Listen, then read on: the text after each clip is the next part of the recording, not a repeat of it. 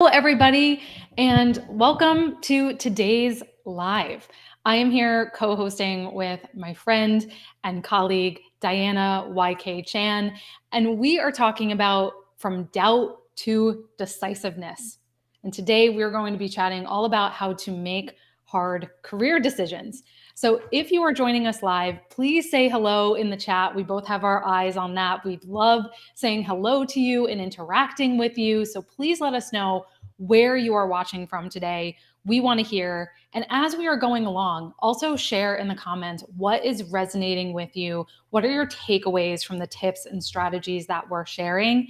And share your questions. If you have questions about career pivots, career transitions, if you're trying to make a hard career decision for yourself, put that in the chat. Diana and I want to make sure to help you out.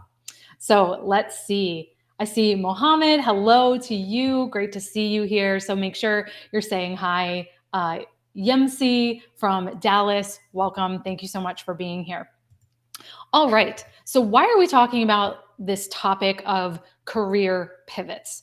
Well, I think it's no secret that in the last 3 years or so, the only constant has been change. The traditional career route of going up and to the left, staying at one company for 30 years of your career, I think we can all say that that is very outdated.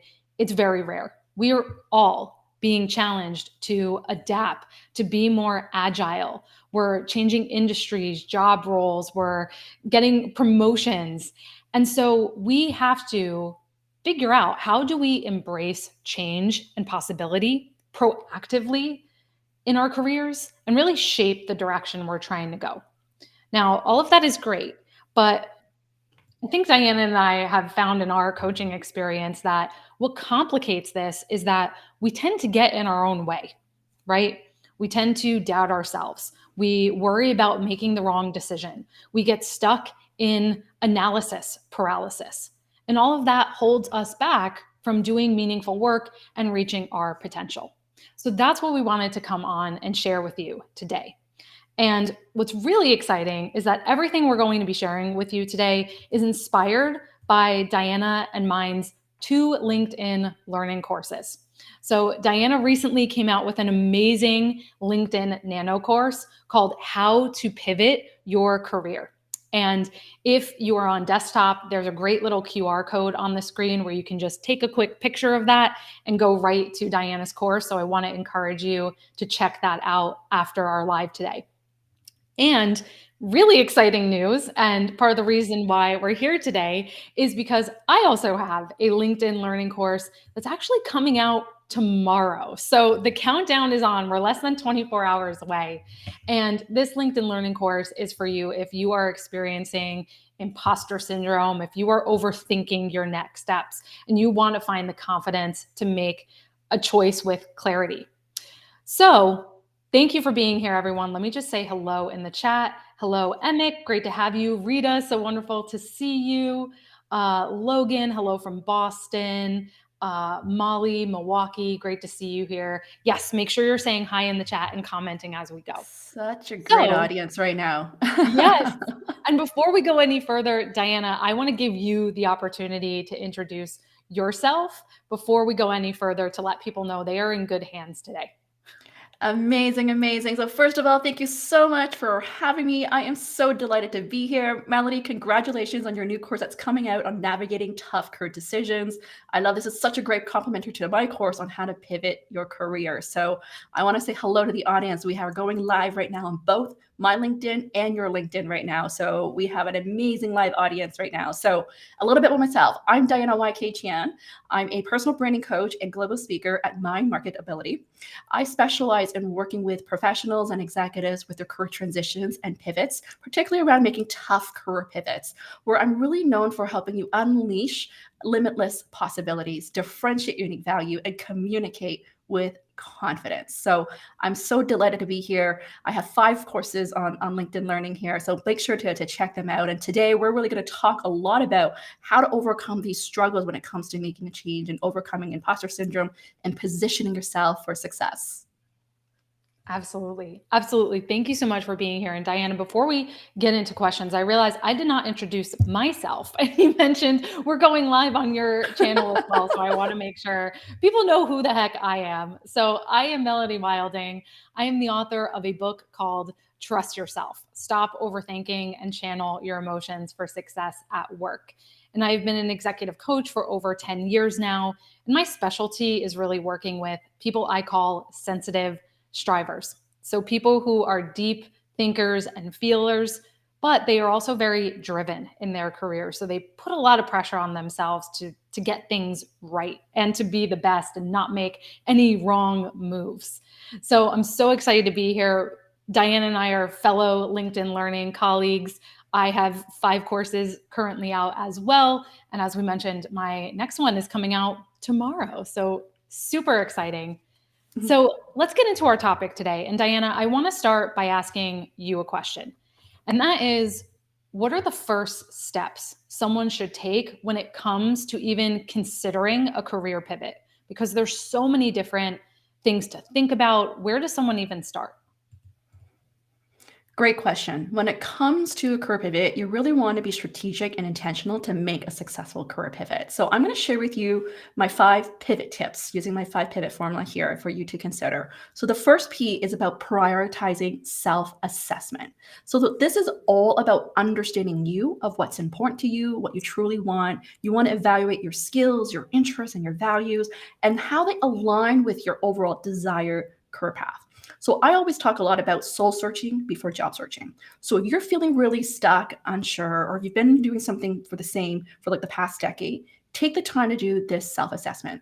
Now, however, the caveat here is you don't necessarily want to spend like a whole year doing this. You want to give yourself a timeline, let's say either a month or 3 months or so to go through the self-assessment. Otherwise, it's going to be analysis paralysis. The second is the I, which is all about investigating the market. So this is the external analysis where you want to do a thorough research of really understanding your target industry, the trends, the challenges, or the opportunities, like what's out there right now, like what are the hot roles that are in demand, and really understand what does it take to be successful to move into this new role. The reason you want to understand this is really gathering insights and intel, so that's going to give you the right language to you when it comes to position yourself for success. Now, the third piece is the V here, which is all about validating your choices and impact.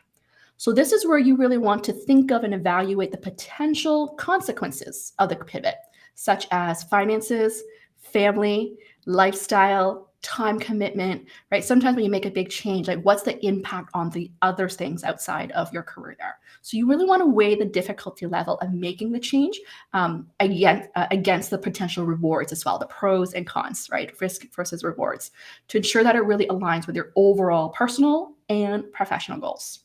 The fourth is overcoming your fears. So it's so normal and common to have doubts, to have uncertainty, right? You want to recognize these fears and anxieties that you may have of what's really holding you back.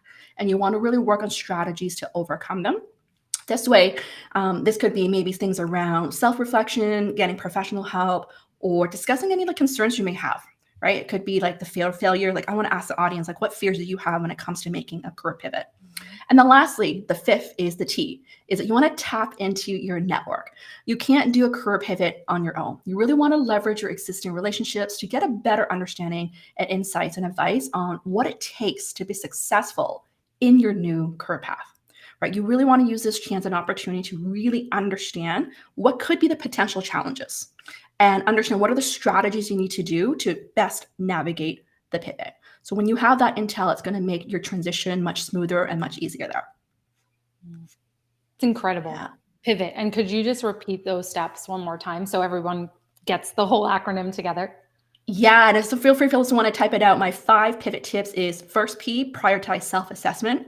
The second is the I, investigate the market. The third is the V, validate your choices and your impact. Fourth is the O, overcome your fears. And the fifth is the T, tap into your network. I love that. So helpful and such a great, I think what's going to be a huge theme of today is talking about self-knowledge. Self-knowledge, right? One of the best things we can do is really knowing ourselves. It's true. Right? Really knowing ourselves. So, Melody, the question I have for you is what are those biggest internal struggles that you see people face when it comes to making career pivots? Yeah. Yeah. And like you were saying, it's all about knowing yourself so you can make a confident decision to move ahead.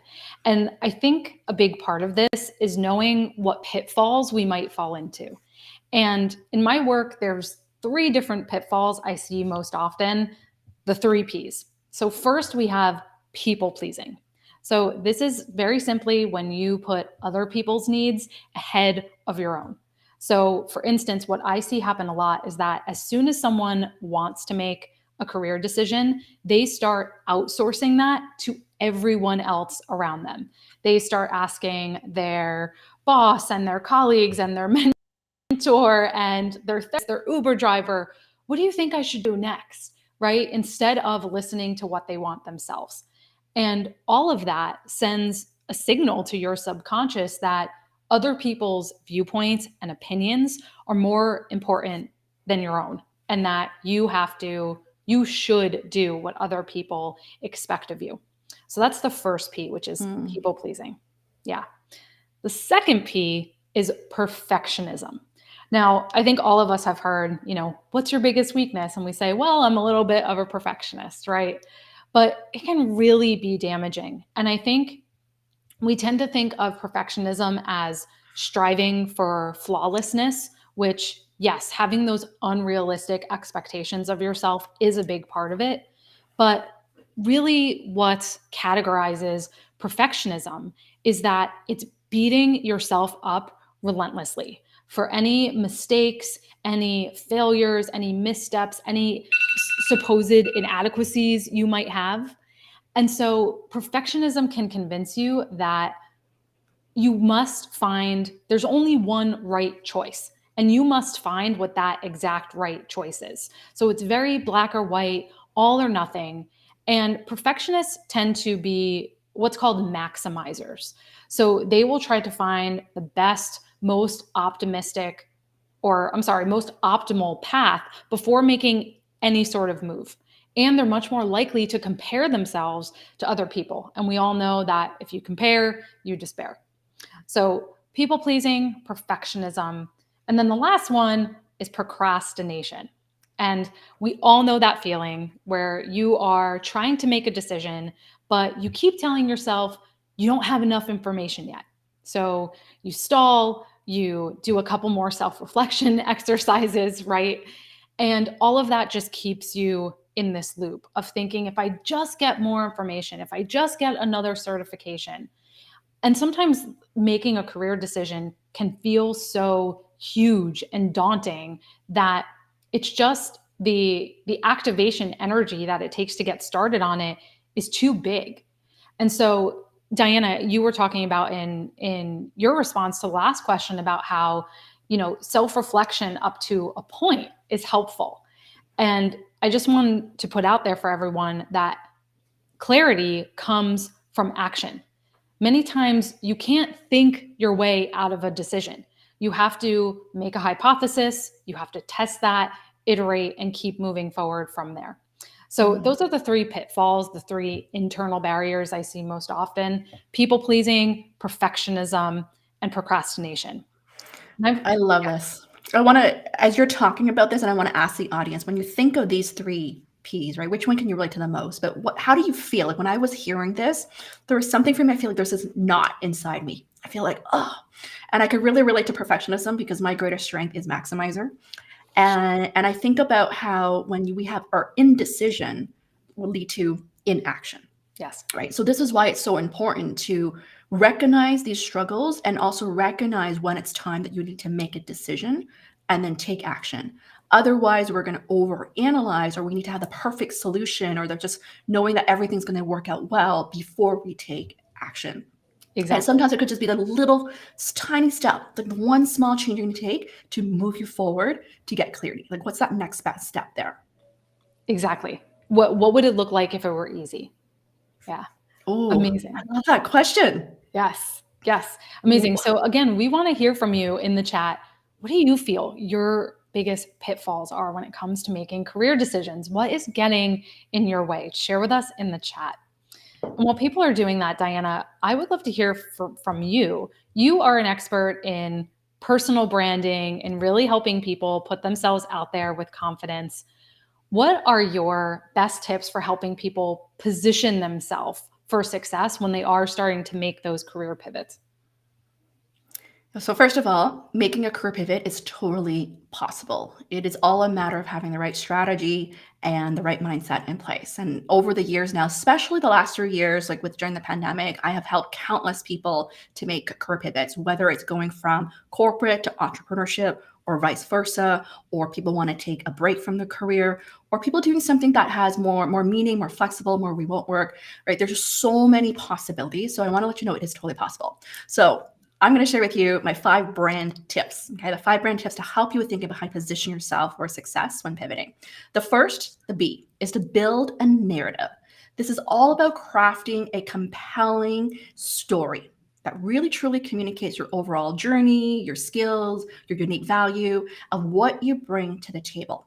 When you have a good compelling story that really speaks about like why you're looking to make a pivot and how this fits into your overall bigger vision of where you're heading, it's becoming more resonant to the audience there. So that's first. Second is about the R, the relevance. Relevance is really important. This is all about aligning your personal brand of what you want to be known for to your current objectives. Right? So you want to think about elements around your overall brand positioning, the value prop statement, your resume, your LinkedIn profile, your cover letter, your outreach messages. You want to make sure it's cohesive, that ties back to your overall narrative and messaging so that it is sticky and memorable there. The third is the A, which is all about amplifying your visibility. Right? Visibility is all about being known, being seen, being top of mind. So this is all about being proactive in making your brand seen and heard. Okay. You want to engage in, let's say, industry conversations, conferences, share insightful content, share your journey, right? And make sure that you're visible to key like influencer and decision makers.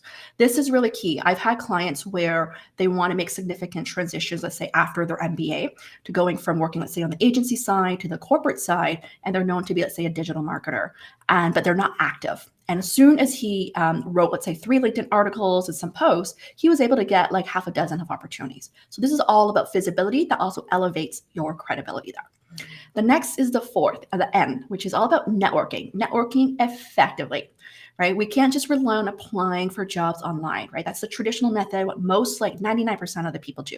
When you are looking to make a career transition or pivot or something that's harder to do, you have to talk to people, right? It's not just about knowing people, it's about who knows you and whether they know what you're going after and what you bring to the table. So you want to make sure that your brand essentially is consistent across all different channels, both online and offline, and that they clearly understand what you bring to the table there. So for me over the years, like I've really become known as that career pivot expert or the personal branding expert. So oftentimes I get invited to talk about this. And here's the thing, it's because I've been talking a lot about it. So if you want to make that change, start talking about what you want more of and where you're heading there. And then lastly, the D, it's all about differentiation. Differentiate as top talent, right? So you want to really stand out from the crowd where you really identify and showcase your unique strengths, your achievements, your value that really make you an exceptional, high potential candidate. Right? People want to see that you are a high performer and that you're resourceful to solve problems there, even if you may not have enough, let's say, industry experience or that vertical experience there. Amazing. Amazing. And I just want to double click on a few things you said in your response. One thing I heard is about diversifying the different ways you're going about trying to make a pivot. Like you were saying, not relying on job boards alone. You need to reach out to people. You have to have your personal brand going because you never know where those opportunities are going to come from. And I think that's what's tricky about making a pivot or deciding to go in a different direction in your career is that you have to leave yourself open to serendipity and possibility and not always knowing the answers or knowing exactly how something is going to come. Absolutely. And you have to trust it as well. Part of it's also trusting that process, Yes. even though may it feel uncertain or you don't know what you don't know, part of it you have to believe, because if you don't have that conviction or belief, it's hard for others to believe in you.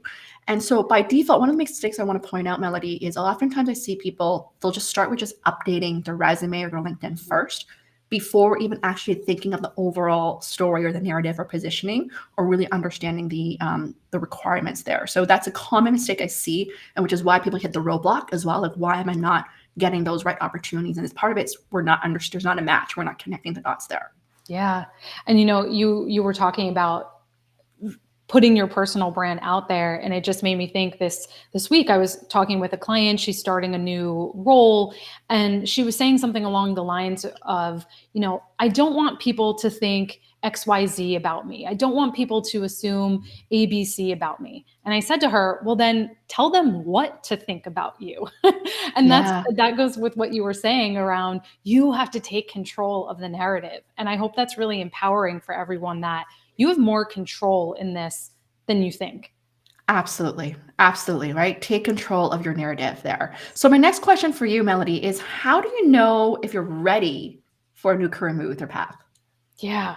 Yeah. And I think this is such a big question, because it feels like a huge risk, right? How do I move on from maybe something that I got my college degree in, that I've been doing for so many years of my life? So I want to give people a few criteria that I think will signal it's time for a bigger change. So the first of those is that you have this general sense of dissatisfaction and unhappiness with your job, especially if you actually enjoy your coworkers, your boss, your customers, but you've lost that spark in your work. You're not really, you see that you're starting to coast. You're not really making an effort to go for stretch projects. You're not exactly interested in advancement in your current role or innovating on how things have already been done. You're just sort of about the whole thing. Also, if you're starting to sense there's a decline in your industry. So I think, unfortunately, a lot of people in tech have been realizing that, whoa, the whole landscape is changing in terms of the economic environment we find ourselves in, AI, automation, right? So you may be realizing, oh no, my whole role is starting to be phased out or is in danger. So I think that's another sign that it's wise to be looking at a bigger change. And a very clarifying question can be, if you could leave your job today, if I said, hey, Diana, you can get up, you can leave this desk today and never come back, would you take that offer? And that can be very clarifying. If you were sitting at your desk all day, scrolling job boards, daydreaming or reading about new industries, listening to podcasts about them, then your intuition may be trying to tell you something, and it's time to listen. Mm. And the last thing I want to offer is, if you feel envious of other people's career paths. And I am a big proponent of our emotions being signals, that our emotions are trying to give us a message about our underlying needs. And envy or jealousy is often a signal that we have an underutilized strength or desire or wish that we may just be hesitant or afraid to fulfill. Yeah. I love this. I want to ask the audience what is resonating here, because Yeah. I really feel you said a lot of things that goes back to, one, we want to be proactive, but yet also two is we need to pay attention to those emotions, the feelings, Yes. right? To me, the one of the things that I use a lot is like honoring your desires, right? Those desires that you're feeling, that they're either one, you may be feeling you're not feeling good about what you're doing now, or you're feeling for something more. And we really want to honor that. And oftentimes I see, Melody, is people intuitively may know that, but the head, logically, the mind may say, that's not practical, that's not realistic, or Mhm. right, I'm already at a stage in my career that I should not be making this change. So they justify why they shouldn't be doing that. But when internally they're feeling they should be making a change, or they may be feeling, well, do I need to start over if I do something completely different? But Yes. here's the thing: is like it's that what's that saying? Tony Robbins said, it's like if you're stuck in your head, you're dead. Right? If we're Mhm. stuck in the head of the logical mind of this is what practical means versus really honoring our truth, our core desires as the guiding compass there. Right. And that idea of if I make a change, I have to start from the bottom. That's a great example of binary thinking, of all or nothing. It's either or. But really, there's a lot of gray area. And I'm sure you and I have both worked with people who made a career switch. And for the most part, that didn't happen to them. They didn't have to start from the bottom. They were able to translate their skills into a comparable, if not a role with seniority higher than where they were at. So, Yeah, yeah. absolutely. I want to hear the audience, what feels hard to them. I think this would be interesting to hear, Yeah. like, what feels hard or what feels difficult on this topic when it comes to making a tough career choice or a pivot here. Yeah. So, Diana, what we're hearing a lot of in the chat is overthinking, second guessing myself. That's what Lori was saying. Let's see. Megan was saying paralysis and perfectionism. Alexane was mentioning fear of failure, the reduction in salary that I may face. So, does this resonate with what you've heard from clients as well? Yeah, absolutely. Yeah. That's absolutely the fear of failure, perfectionism, absolutely there. Yeah, nice. This And is good. Julissa said something great. It's very important to listen to what your body is saying. It's a good indicator for what your Mm. brain is thinking. And I'll add to what your brain is thinking that you might not be paying attention to. So, Oh my gosh. Can I add something about this, but of listen to your course. body? I just love this comment because when you think about it, when you are stressed, what happens to your body? We contract, right? Or may feel tight, we may have headache, we know all that. I want to share an incident that happened to me 4 years ago, and this really changed the whole way I look at like career planning as well. Back in 2019, this was like 2 years, 2 years after I had my second child there, or like two kids under 2 and 4, and I decided to take on an additional full-time opportunity as a career advisor at a university. And part of it's because I've been in business for so long that I was like, oh, I want something different. I was looking for something different there. But what was so interesting, 1 month into the role, I collapsed, like my whole body. Like I was part stressed because too many hours full time with my business, with the commute, like 2, 3 hours a day, and then with young kids there. And literally, I could not work for the entire month because of my body just shut down. And that was a huge wake up call for me. What was my body telling me? That it was just too much overwork. And so if you're feeling those, like listen to it, don't ignore it because it's impacting obviously our energy and our ability to do anything. And so that has really changed right now of how I manage my time, my energy, and why I put self-care as a top priority there. Yeah. And thank you for sharing that story. I can relate to that too. I tell a somewhat similar story at the start of my book how I had ignored my sensitivity and I had succumbed to the downsides of it, the people pleasing and perfectionism, all those pitfalls I mentioned. And it came to a point where my body just stopped me. And yeah, we have to listen to those signals or we will pay the Yeah, price for sure.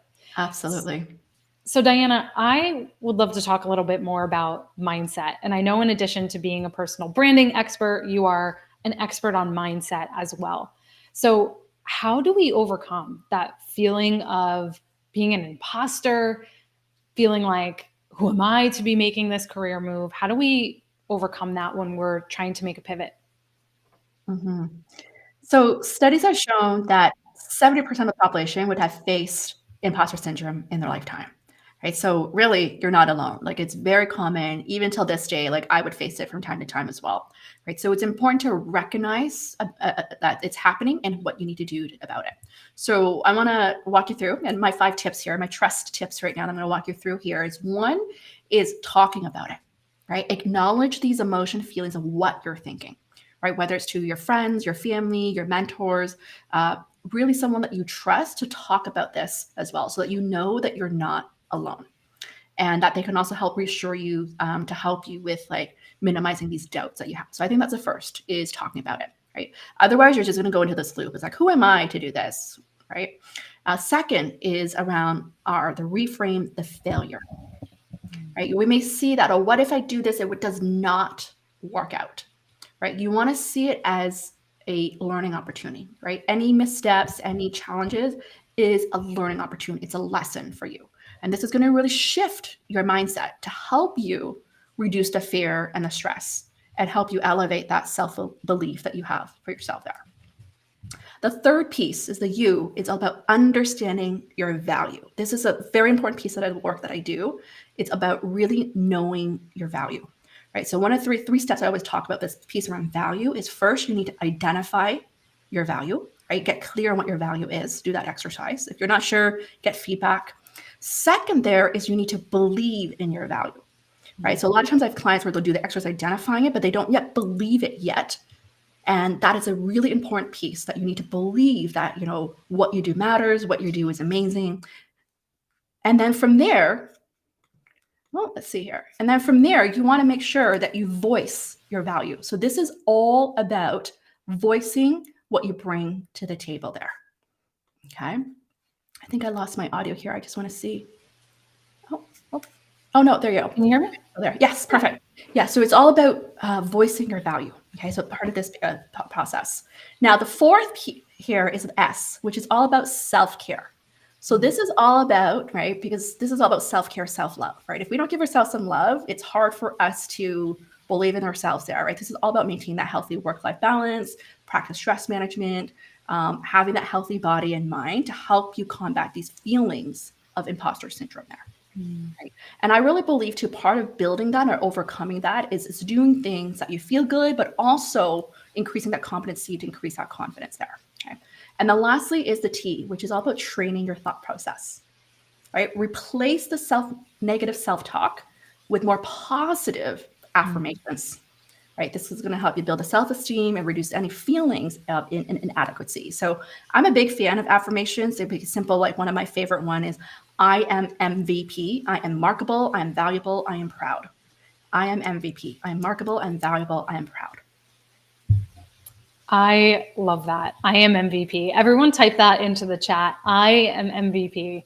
And like Diana was saying, the key here is you have to believe this. And that is something that doesn't happen overnight. It takes repetition, and it takes paying attention to the positive, making that a habit. And I think so many of us, especially when you're struggling with imposter syndrome, pay attention to all the ways something won't work or why we might be inadequate, and not enough to our strengths, our successes, why this might work.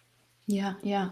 And I just want to say too, I want to think about, when you think about why this happens, what I've seen as a coach is a lot of times we don't take the time to give ourselves credit or give ourselves a pat on the back. Yes.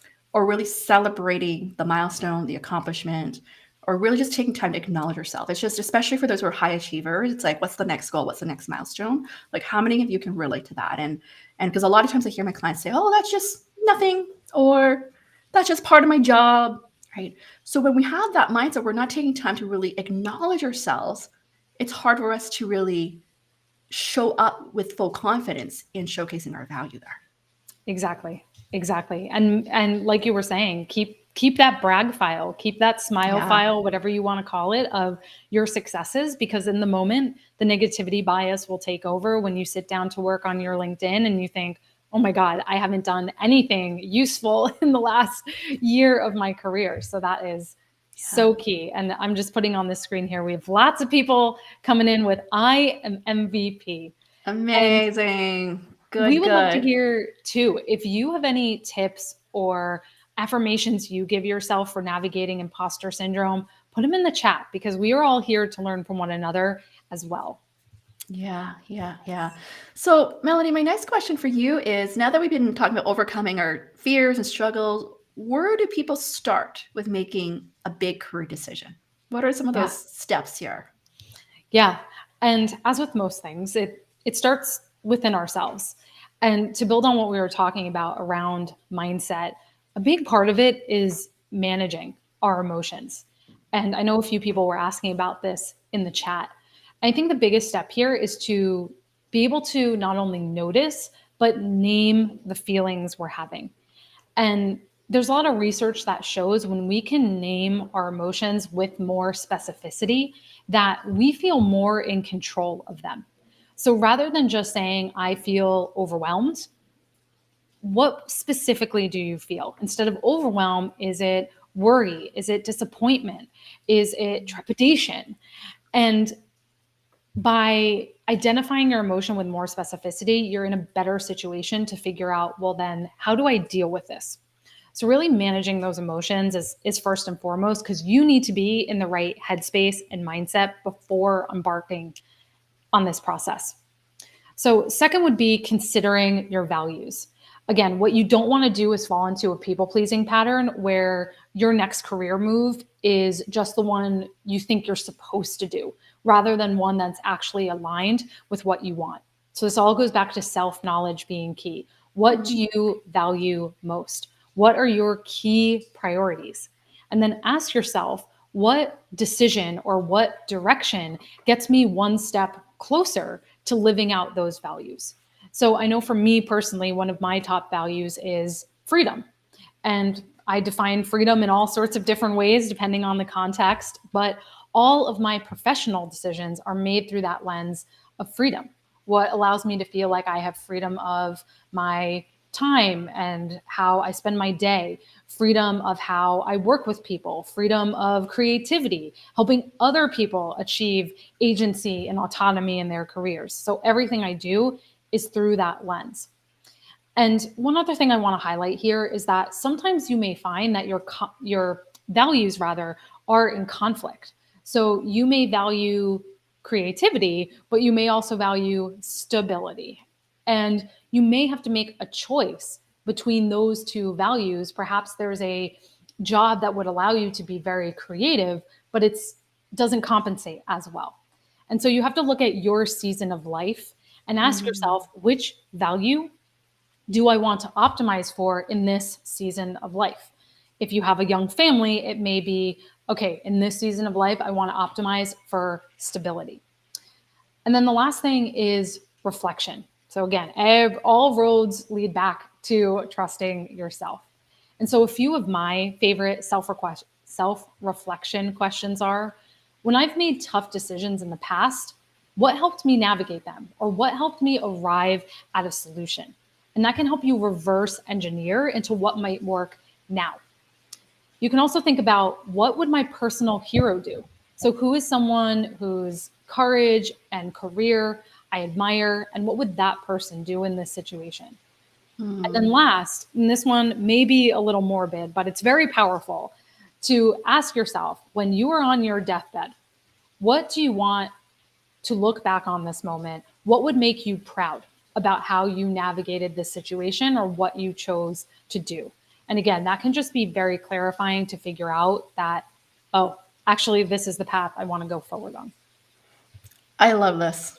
Yeah. This is so many powerful questions that you shared. Like, I hope you're all taking notes here because this is what's really going to give you that clarity. And something I really want to build on what you're saying here, the importance of like the alignment of values. This Yeah. is the same when it comes to, you talked about here, like when it comes to making a career decision, is similar principle when it comes to accepting the job offer. Right, when you're deciding, this is something I do a lot, is like with getting people to the finish line here, is when you look at the decision here, is does it align with where you're heading? So I always talk, is it Yes. moving closer or further? If it's Mm-hmm. closer, and does it really align with your strengths, interests, and values and your career aspirations? If it is, that's great. Right, but Yes. if it's moving way closer and you're feeling these red flags, then you really need to trust yourself. Right, Yes. or even like the people that you're working with, the environment, the hiring manager, does it jive? Does it have a good feeling or not? And the reason I want us to talk about this is because this is a balance between also not being the desperate energy when you're making a decision. Are you in a desperate energy type of vibe or in a very exciting type of vibe? Right. So I Mm-hmm. have seen clients where they accepted an opportunity because they feel like that's the only opportunity at hand right now, but there were red flags. And then after they accept the opportunity, that is not the right opportunity when they knew there were some of these things that was not aligned there. And so this Yes. goes back to listening to yourself and trusting your gut and your body there. Yes. And so then, talking about offers and taking those next steps, how do you pitch yourself when you may not have all of the exact qualifications on paper? How do you paint yourself as that ideal candidate? Yeah, yeah. So I want to ask the audience, when it comes to pitching yourself, what are your challenges?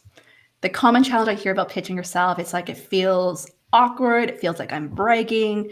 It feels like I'm too much. Like, what are those challenges when it comes to pitching yourself as the ideal candidate? Right? It's very, very common. So I'm going to walk you through my pitch formula tips. Again, here, like 5 tips here. So the first is the P is you want to provide the narrative. Going back to creating that narrative, it's so key. This ties back into branding because it's all about what's the overall unique story that you want to tell and how your background is unique and can you bring fresh ideas, right? So I spend a lot of time on this with my clients, is really thinking about what's your overall narrative, but also what makes you unique and different. Like, what are your differentiation factors there? Okay. The second is the I, which is all about illustrating your value. So what's important here is that you really want to connect the dots with employers of showcasing how your experience will add value to the organization. So most people will just talk about their experience and skills, but they don't talk about the benefits of hiring them or the impact that they bring or the contribution they bring. So this is what is so what I'm thinking of the future possibilities, like sell them on that vision there, okay? So the next one ties into the T is transferable skills, right? You really want to identify what are your transferable skills and focus on showcasing that throughout the process, the interview, and also showcasing that you are adaptable, right? Adaptability is one of the top skills employers are looking for in today's changing environment. So you want to showcase like real life examples of how you demonstrate these core competencies that they are looking for, not just the hard skills, but also the soft skills as well. And the second last one is the C, which is about committing to your goals, right? Especially when you're looking to make a pivot, doing something different. You need to be convinced and confident that you are committed to this new opportunity and that you're going to be able to help the employer achieve their goals as well. So it's not just about you, but how can you help them? Okay, be specific of how you can help them there. And then lastly is the H, highlighting the benefits. So I talked a little bit about that earlier, is you want to really be explicit in demonstrating the benefits of hiring you, right? What are those unique contributions that you can bring to the team, the project, or the company there? Really think of the so what. If you do this, guarantee you're going to differentiate and stand out. Because most people, I would say, even my clients, at the very beginning when we prepare, they don't talk about the benefits or the contribution or the value add. They just talk about what they've done, not what they've done differently. Yes, such wise tips. And I see that myself too. Like, we always have to think about what's in it for the other person. Yeah, what's in Right? it for them? Yep. Yeah. And Diana, Julissa was asking, or she was expressing that one of her biggest challenges is not feeling polished enough in conveying her skills and her expertise. Any direction you would give her? Yes. So thank you for that question. So one of the things, if you want to become more polished in talking about your skills or values, is keep things in threes. Keep it into 3s or 5s so that you have a structure and framework to follow. And then also come up with sound bites. It's something that I work on is like those marketing sound bites that make it more catchy and also easier for people to remember and take notes. And then you elaborate on it. So that's my formula, like 3 things, sound bite, and then you define what it means. And that's going to help you essentially become more polished and more memorable there.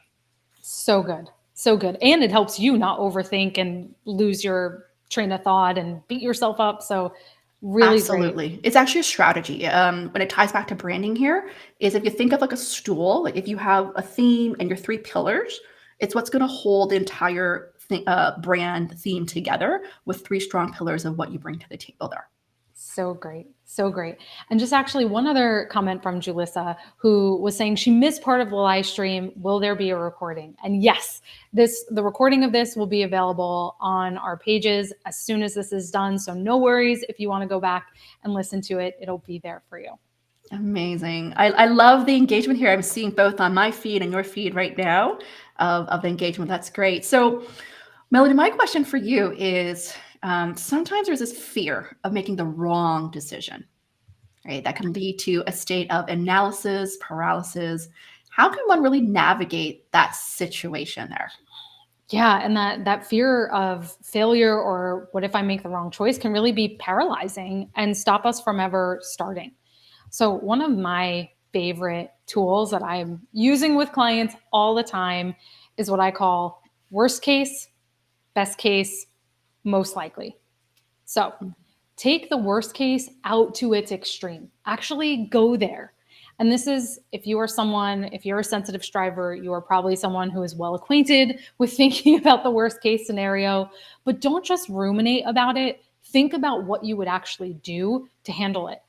let's say you change career paths or you take a promotion and you're not happy with it. What would you do? You might brush up your resume again. You'd reach out to people in your network. You'd ask to go back to your previous role. You would be able to figure it out. And all of that can help you feel more confident and resourceful that, oh, I actually can handle whatever comes my way. So that's the worst part of the worst case scenario. Play that out to its extreme and how you would handle it. And then take the other extreme. So, what is the best case? What is the best thing that could happen here? Because oftentimes we get so fixated on what could go wrong that we never look at what could go right. So, instead of just thinking about all the ways that your decision could fail or you could mess it up, think about what would it look like if I succeeded here? And then, most likely, is to consider the scenario that's between those two extremes. That's between the worst case of everything goes catastrophically wrong and the best case of everything is wonderfully right. Usually, reality is somewhere in the middle there of most likely. So, that framework can really help you not only feel more resilient to the change, but also just balance your thinking out so you can approach it with a bit more calmness. Yeah. Yeah. And then, oh, go ahead, Diana. Go ahead. I really like what you're saying. It's really resonating. Yeah. I'll let you finish. Yeah, this is so Yeah. good. Well, I actually wanted to build on something you said before about not walking into interviews or discussions with hiring managers with that sense of desperation. And I like to help people differentiate between push motivation and pull motivation. So, most often we fear making the wrong choice when we're in push motivation. And push motivation is what you were talking about before, where you feel small, you feel your actions are governed by fear, you feel like you're doing something because it's an obligation, you should do it, it's what you're supposed to do. Whereas pull motivation is you are being intrinsically pulled towards something. Does that mean you're fully confident? No. You may still be afraid, but you know that you are being sort of magnetically drawn towards something because it's in your best interest in the long run. And this gets to, Diana, what you were mentioning before about decision making being a combination between head and heart, that the best decisions are made when we balance intuition with data. And that's not just me saying that, there's research behind it. And so, one last little tip I'll share here is to role play your decisions. Pretend as if for 1 week you've chosen one option, see how you feel. For another week, pretend as if you've chosen the other option and see how you feel. And I can remember I did this exercise with one client. She had been in an organization for quite a while, going on 10 years. And she was really on the fence about whether she wanted to stay there and move up or if she wanted to pursue a different opportunity that was making itself apparent to her. And so I asked her to run this experiment, and it became very clear to her very quickly that when she thought about staying at her current role, it was just like there was a cloud over everything. She just felt like very heavy about it. Nothing was exciting. But then when she thought about the other decision, it was very clear that that was what really lit her up. She felt excited. She felt scared, but she had that pull motivation towards it. I really like that thinking, the push versus pull motivation, because when I'm hearing the push motivation is more external, the pull motivation is more internal. Yes. And what I love that this technique and frame you're teaching here is essentially scenario planning, right? Like if you think of companies, they always do scenario planning when they are making a decision to launch something, create something brand new. They always get people to do scenario planning, worst case scenario, best case scenario, right? Yes. To make the decision, to make the best decision based on the data provided of what makes sense. Yes. And so one that ties into this form that I talk a lot about is like, what are the problems and what are the possibilities, right? When you look at worst case scenario, what are those challenges and problems? And then you look at best case, like what are the new possibilities, Love right? that. And that was going to help you look at, hey, like what makes sense to you there. And oftentimes that ties back into this is that decision, if you know it's going to make you feel good, it just feels more natural, meaning it's just more at ease to do as well, that Yes. decision. Exactly. And I just wanted to check in with the chat. Samira was saying, this is a great session. Thank you for doing it. Well, thank you for joining us. We know you have a lot of ways to spend your time, so we appreciate it. And I want to encourage all of you, as we're going along, please share your takeaways, your questions. We want to hear from you. And Diana, we were talking a moment ago about how do you pitch yourself confidently, but what do you do if you're trying to convince a hiring manager or recruiter who may be skeptical? Do you actually have the skills we're looking for? You came from a different industry. How do you convince that person that you could actually succeed in a new role? Yeah. This is such a great question, especially if you are looking to make a pivot, doing something different in a new industry, in a different type of role. You need to understand, what are they skeptical about, right? So I'm going to share with you like my 5 tips here, called the proof tips. The first is really around preempt the objections. This is all about understanding the potential concerns that they may have about your candidacy, your application, your qualifications. You need to understand that, and you need to address them head on proactively, right? You want to show that you thought about it, how you're going to overcome it, and have plans to overcome them. Okay. You can't just avoid saying like, okay, well, they have a concern about my lack of experience, or I don't have experience with people management.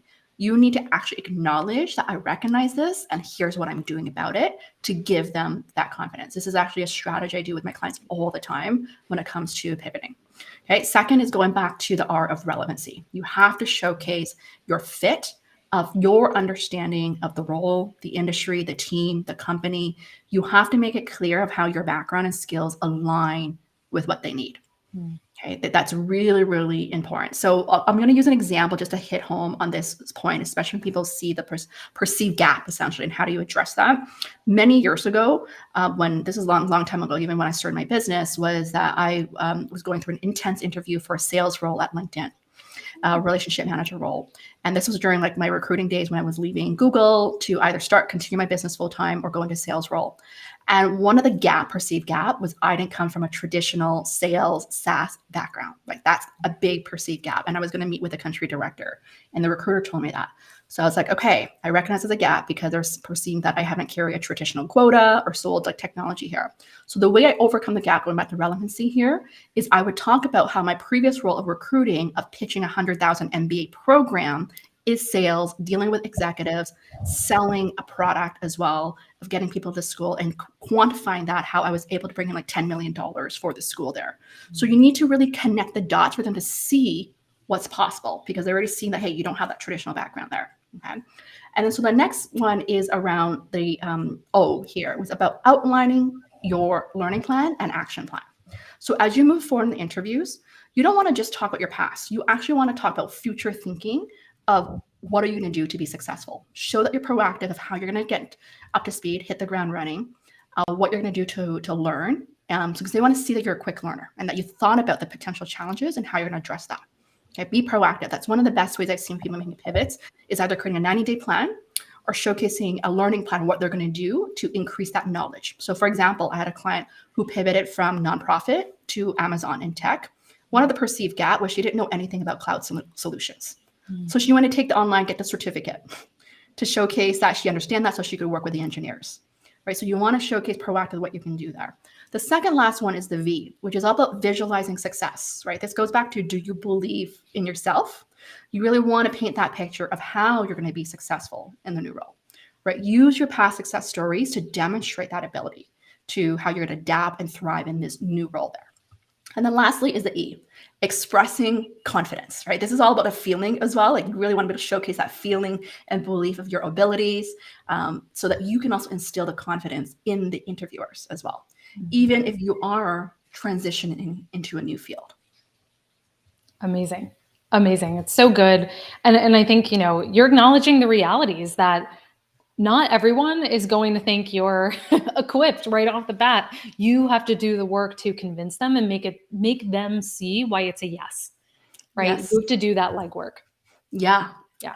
Face those rejections head on, I would say. Like objections, you have to know it, recognize it, and handle it, right? Just like salespeople, they need to identify what people, the clients, potential customers, and what they reject them on and how they're going to address that.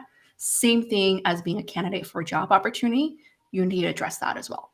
Yeah, and that shows a lot of confidence when you can come out and say, "Hey, I know what you're thinking, and let me address those concerns." That takes guts to do, and it shows you're not hiding anything. So, really Yeah. powerful. Really Yeah. powerful. Yeah. Yeah. Amazing. All right. So how's the audience going here? This is still good. We're going here. All Good. right. Do Yeah, we we have time had for more questions? yeah, Yeah. we had Swapna say she said thank you so much, really enjoying this today. So, yes, again, lots of great Okay. feedback. Amazing. Amazing. Yeah. So, Melody, a couple more here. It's like, how can we avoid cognitive biases in Yeah. our decision making? Yeah. And first, let me define cognitive bias.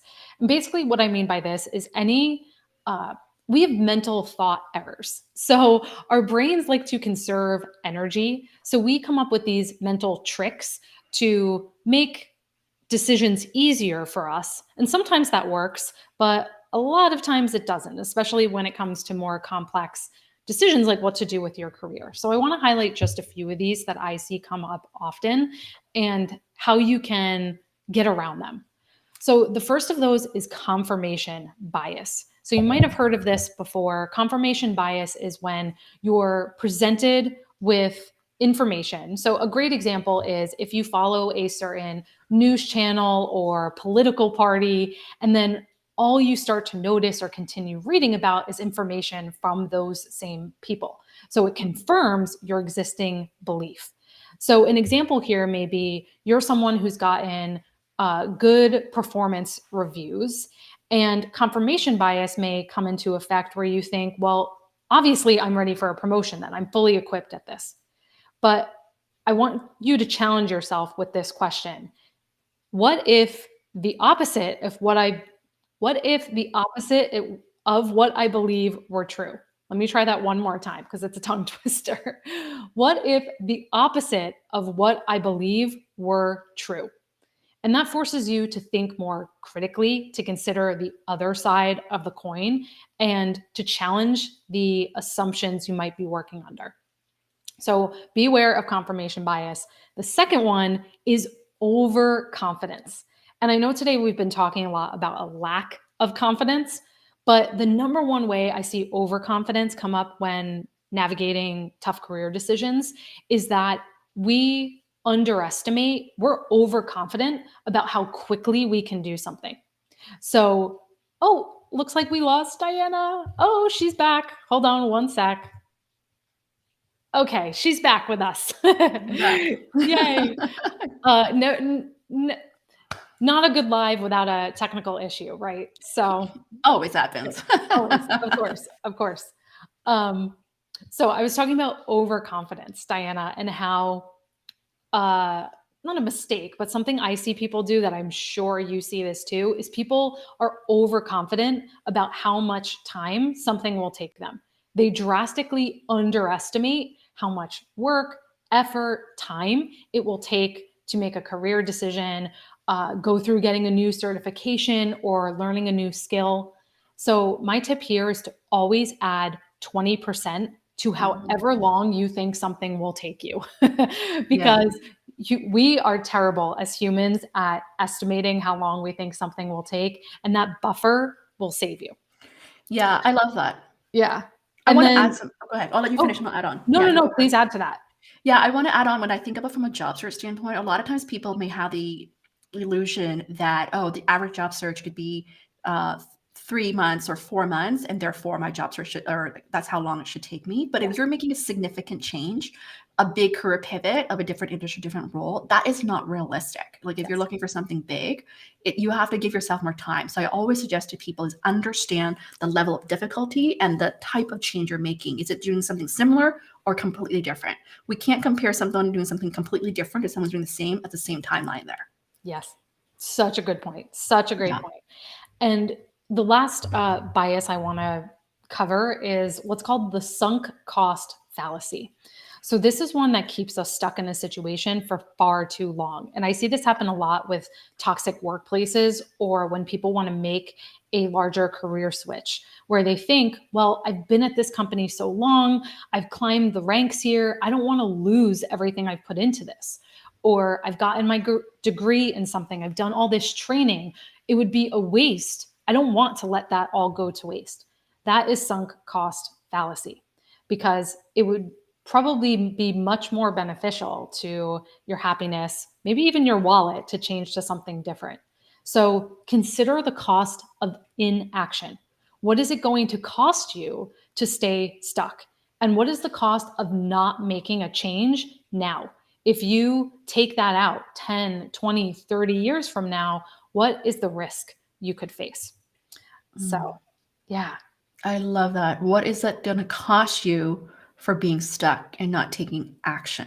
Yes. Right. That's a very good question, especially when you think about it. If you feel like you've been in the situation where you've been thinking, let's say, years to make a change and you haven't made that change, what is that costing you, not just financially, but emotionally as well? Exactly. Right. And your happiness level. And I would argue right now, Melody, is that what I've seen and then the stats and data have shown is that so many people in the US, like millions of people, quit their jobs every month. Mm-hmm. Is that people are yearning for something more, something different. It's no longer the traditional 9 to 5 job that they're looking for. So I see this like this topic is really relevant because people are going through those emotions now. Like, I know I want something more.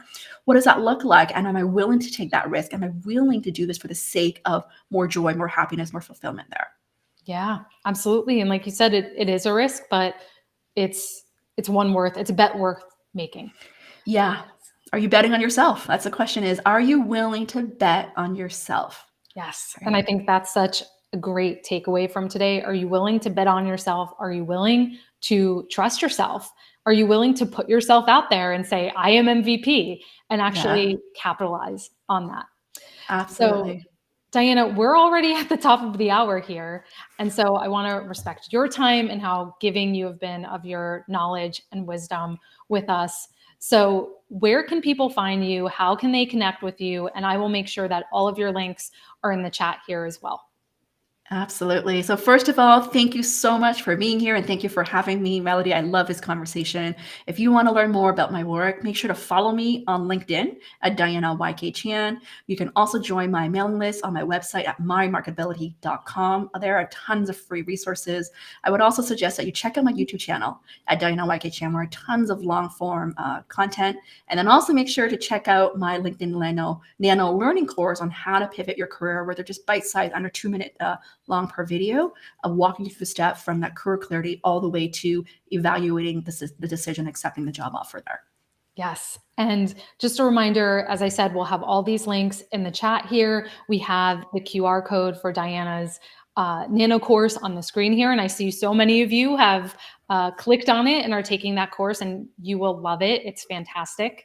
And I also want to encourage you to connect with me on LinkedIn. And Diana and I love hearing from you. So please send us a DM, leave a comment on this video or wherever you're watching it, letting us know what your biggest takeaway is, because that's what we care about. We care about you turning these insights into real action. So, as I said, you can connect with me as well here on LinkedIn.